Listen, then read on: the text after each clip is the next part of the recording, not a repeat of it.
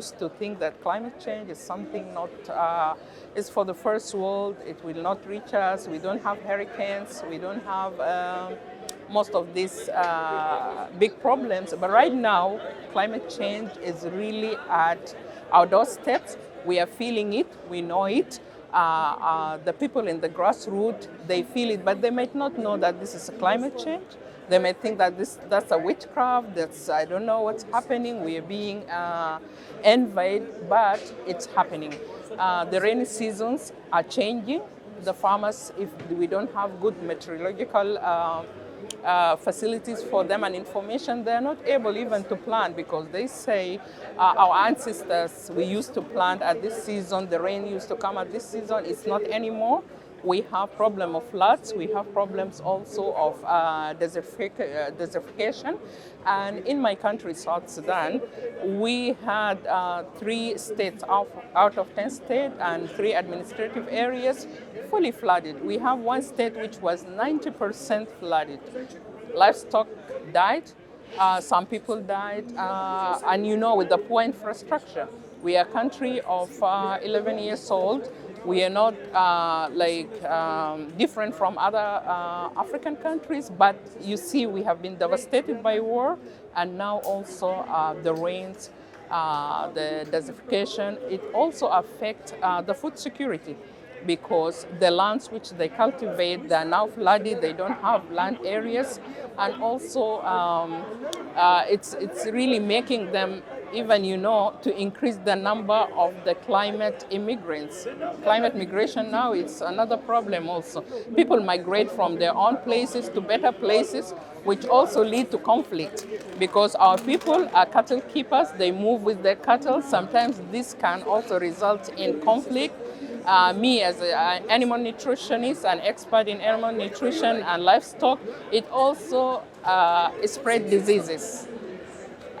It can be zoonotic diseases, which go to life from livestock to human being, and also it spread the human diseases. That's another problem.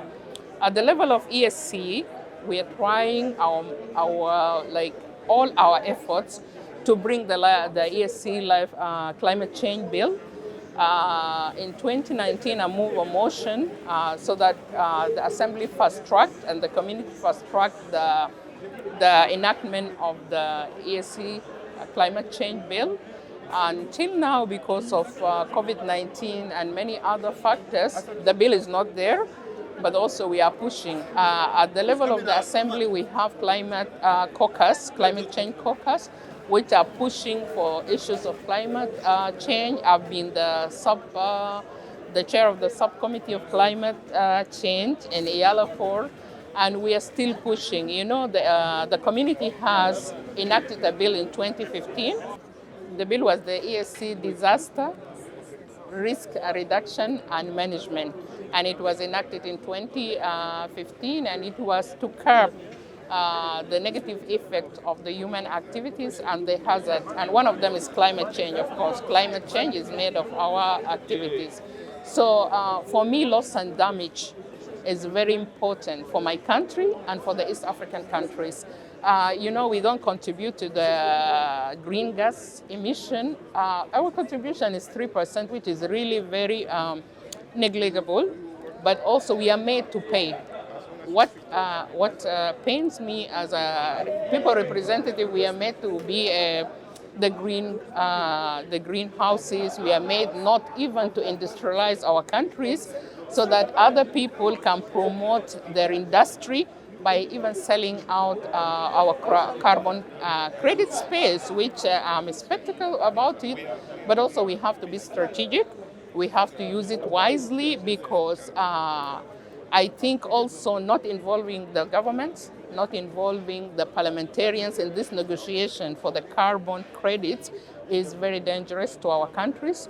We have to be careful not to be taken advantage of, and we have also to be very strategic. And we should base it on research. We should allow the people representative who are the members of parliament to be part of it, so that we know that when that money comes, they should go to the grassroots, they should go to the environment conservation, and they should do whatever they are meant to do, as because they are promoting that, okay, we'll get more jobs, we will conserve our environment, but through what? Through projects which should go to the grassroots, because these are long-term solutions. The other thing also, which I want really as parliamentarian to work on, is enlightening our executive. Part of us taking bad decisions is that the executive, most of the time, they are not enlightened. They are not concerned because they don't know the importance of what's going on. So if we spread the awareness to our leaders, the decision makers, this will help us. If also we work with our constituents to make them know about climate change, how to mitigate with small solutions which they can understand, which are affordable to them, I think we can make some difference.